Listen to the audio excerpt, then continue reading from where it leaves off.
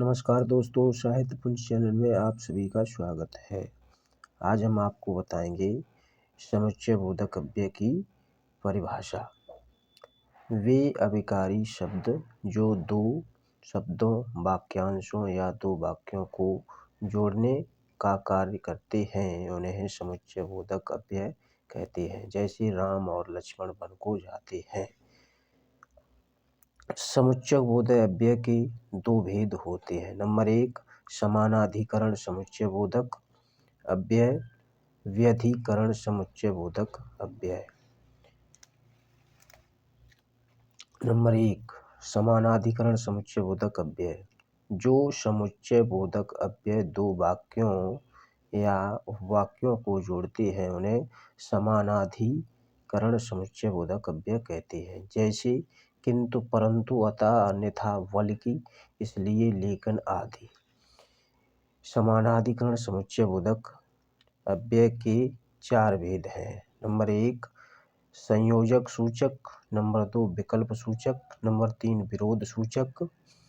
Number 4, परिमाण सूचक।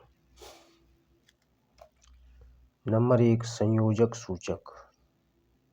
जो शब्द दो शब्दों या दो वाक्यों को आपस में जोड़ते हैं, उन्हें संयोजक सूचक समुच्चयबोधक कहते हैं। जैसे जो कि, तथा, अर्थात और एवं संयोजक सूचक शब्द हैं।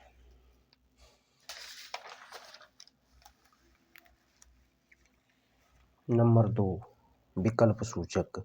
जिन शब्दों के द्वारा वाक्यों में दो या दो से अधिक का विकल्प दिया जाता है, उसे विकल्प सूचक समुच्चयबोधक कहते हैं। जैसे या, वरना, अथवा, व, चाहे शब्द विकल्प सूचक हैं। नंबर 3, विरोध सूचक। जो शब्द दो वाक्यों या दो विरोध करने वाले कथनों को आपस में जोड़ते हैं, उन्हें विरोध सूचक समुच्चयबोधक कहते हैं। जैसे परंतु, किंतु, लेकिन, पर, बल्कि, अधिक, अपितु शब्द विरोध सूचक हैं। नंबर 4, परिमाण सूचक। किसी वाक्य में जिन शब्दों से परिमाण का पता चले, उसे परिमाण सूचक कहते हैं। जैसे इसलिए, ताकि, अतः, अन्यथा, नहीं तो आदि शब्द परिमाण सूचक हैं। नंबर 2, व्यधिकरण समुच्चयबोधक अव्यय। वे शब्द जो एक या एक से अधिक आश्रित उपवाक्यों को आपस में जोड़ते हैं, उन्हें व्यधिकरण समुच्चयबोधक अव्यय कहते हैं। इसमें पहला वाक्य प्रधान होता है तथा दूसरा वाक्य आश्रित वाक्य होता है। व्यधिकरण समुच्चयबोधक के 4 भेद होते हैं।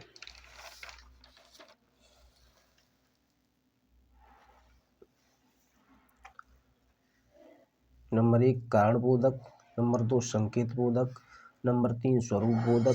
नंबर 4, उद्देश्य बोधक। नंबर 1, कारणबोधक। जिन शब्दों से